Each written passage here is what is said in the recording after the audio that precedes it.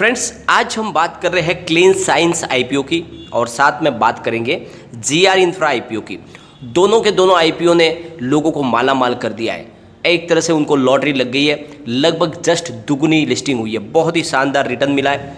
और अब आगे क्या संभावना बन रही है, क्या इन शेयरों में बने रहना चाहिए या फिर लिस्टिंग गेन लेके निकल जाना चाहिए, आगे क्या संभावना बन रही है, क्या इनका भविष्य आगे उज्जवल है। और जिस तरह से पिछले एक साल में आईपीओ ने परफॉर्मेंस दिखाई है, क्या ये दोनों जो आईपीओ है वो भी आगे आने वाले समय में ऐसा ही शानदार प्रदर्शन कर सकते हैं। तो क्या संभावना बन रही है, जिसको भी आईपीओ में शेयर अलॉट हुए हैं, क्या उन्हें प्रॉफिट बुक करके निकल जाना चाहिए या फिर लॉन्ग टर्म के लिए इनको होल्ड करके रखना चाहिए, या फिर कोई तीसरा रास्ता भी है जिसको वो अपना सकते हैं। तो सारी की सारी संभावना इस वीडियो के माध्यम से तलाशेंगे और जानने की कोशिश करेंगे कि इनका भविष्य क्या हो सका। और जिनको आईपीओ में शेयर अलॉट नहीं हुए, क्या वो इस लेवल पे अब बाजार से खरीदारी कर सकते हैं, तो सारी की सारी संभावना तलाशेंगे। लेकिन फ्रेंड, उससे पहले अगर आप पहली बार हमारे चैनल पे आए तो चैनल को सब्सक्राइब कर दीजिए, एक बेल आइकॉन दबा दीजिए ताकि जब भी नया वीडियो बने पहला नोटिफिकेशन आपको मिले। वीडियो पसंद आए तो लाइक शेयर जरूर कीजिए। चलो फ्रेंड्स, वीडियो स्टार्ट करते हैं। मैं हूं आपका दोस्त एसबी दवे और हमारे अपने चैनल ऑनलाइन कमाई में आपका बहुत बहुत स्वागत है। फ्रेंड्स, आज दोनों आईपीओ ने लोगों को माला माल कर दिया है। लिस्टिंग में लगभग दुगना रिटर्न मिल रहा है। अगर क्लीन साइंस की बात करें तो स्पेशलिटी केमिकल बनाने वाली ये कंपनी है और इसकी लिस्टिंग 98% प्रीमियम में हुई है। कंपनी के शेयर की बीएससी पर लिस्टिंग 1784 पर हुई है, जबकि कंपनी का इशू प्राइस 900 रुपीज़ था। एनएससी पर क्लीन साइंस के आईपीओ की लिस्टिंग 95% की प्रीमियम में हुई है, यानी 1755 पर हुई है। क्लीन साइंस का आईपीओ 7 जुलाई को खुला था और 9 जुलाई को बंद हो गया था। क्लीन साइंस स्पेशलिटी केमिकल बनाने वाली कंपनी है जिसका इशू 93.41 गुना सब्सक्राइब हो गया था। वैसे तो रिटेल सेगमेंट में ये इशू सिर्फ 9 गुना बुक हुआ था, लेकिन क्वालिफाइड इंस्टीट्यूशनल और नॉन इंस्टीट्यूशनल इन्वेस्टर की तरफ से ज़बरदस्त डिमांड थी और इस वजह से स्टॉक बहुत ही शानदार तरीके से लिस्टिंग गेन मिला लोगों को। और जो एनालिस्टों की राय निकल के आ रही है, वो उनके हिसाब से इशू को एनालिस्ट खरीदने की सलाह दे रहे।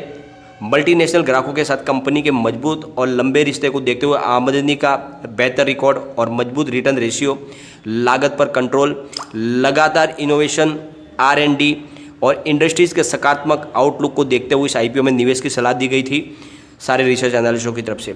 हेम सिक्योरिटीज़ की आस्था जैन ने कहा था कि क्लीन साइंस एंड टेक्नोलॉजी की वित्तीय स्थिति काफ़ी अच्छी है। कंपनी के कुछ प्रोडक्ट बाजार में अपनी लीडरशिप हासिल कर चुके हैं। कंपनी के पास बायर एजी और SRF, जेनेक्स लैबोरेटरीज और विनती ऑर्गेनिक्स जैसे मजबूत ग्राहक है। इसके अलावा केमिकल इंडस्ट्रीज़ की संभावना भी बहुत ज़्यादा मजबूत नज़र आ रही है, जिसको देखते हुए क्लीन साइंस टेक्नोलॉजी में निवेश की सलाह दी गई थी और ये स्टॉक काफ़ी ज़्यादा उम्मीदों पे खरा उतरा है और आगे भी ये बहुत ज़्यादा कमाल कर सकता है। फ्रेंड्स, सबसे बड़ी बात यह है कि यह दुनिया की सबसे बड़ी स्पेशलिटी केमिकल कंपनी है और इसका जो आईपीओ है, यह जिस प्राइस पर दी गई थी उसके हिसाब से इसने प्राइमरी मार्केट से 1400 करोड़ रुपये जुटा है। क्लीन साइंस टेक्नोलॉजी के लिए axis capital, JM financials, Kotak investment banking को अपना बुक रनिंग मैनेजर नियुक्त किया था कंपनी ने। और इस आईपीओ से कंपनी को कोई फंड नहीं मिलेगा। इसमें ऑफर सेल के जरिए कंपनी के प्रमोटर अपनी इक्विटी जारी कर रहे हैं और कंपनी में अपनी हिस्सेदारी घटा रहे हैं। आपको बता दें कि clean science MEHQ, BHMEHQ, BHA, anisole और 4MAP जैसे स्पेशलिटी केमिकल के मैन्युफैक्चरिंग करने वाली दुनिया की सबसे बड़ी कंपनी है। कंपनी परफॉर्मेंस केमिकल्स, FMCG के केमिकल्स के साथ में मेडिकल में काम आने वाले फार्मास्यूटिकल केमिकल का उत्पादन करती है। इनके जो प्रोडक्ट को देखते हुए लग रहा है कि इसका भविष्य बहुत ज़्यादा उज्ज्वल है। अलग अलग जो सेक्टर को ये जो केमिकल बना के दे रहे, उससे लग रहा है कि इस कंपनी आगे जाके बहुत ज़्यादा कमाल कर सकते हो। अगर आपको आईपीओ में अलॉट हुए तो शेयर इनको आप रख सकते हैं।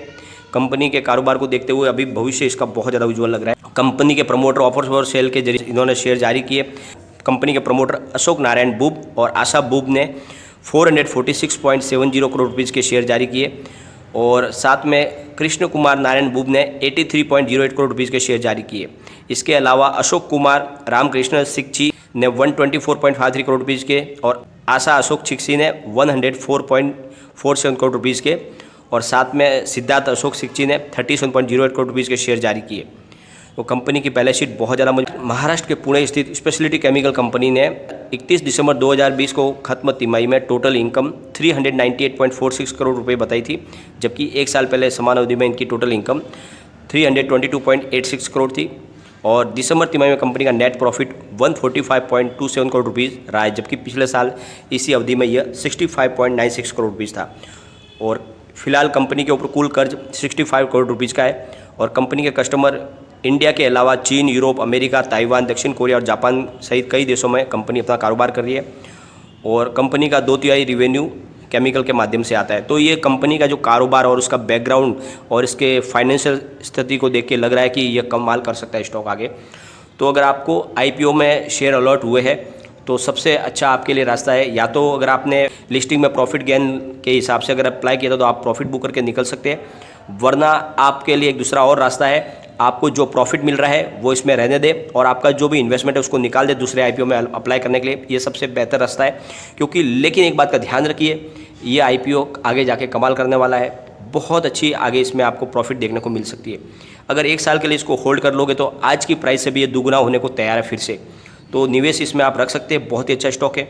अब फ्रेंड चलेंगे हम जीआर इंफ्रा की तरफ। फ्रेंड्स, जीआर इंफ्रा ने भी ज़बरदस्त लोगों को मालामाल कर दिया, करीब लिस्टिंग में ही 105% का लिस्टिंग गेन मिल चुका है लोगों को। जीआर इंफ्रा की प्रीमियम में लिस्टिंग हुई है, यानी 1715 पर लिस्टिंग हुई है, जबकि आईपीओ की प्राइस 837 थी। जीआर इंफ्रा का आईपीओ 7 जुलाई को खुला था और ये भी 9 जुलाई को बंद हुआ था। कंपनी अपने इशू से 962 जुटा है कंपनी ने, और कंपनी का इशू प्राइस 828 से 837 के बीच में रखा गया था। कंपनी का इशू 100 गुना सब्सक्राइब हुआ था। जीआर इंफ्रा में रिटेल इन्वेस्टर का पोर्शन 12.57% सब्सक्राइब हुआ था। क्वालिफाइड इंस्टीट्यूशनल बायर्स कैटेगरी में 168.5 गुना सब्सक्राइब हुआ था।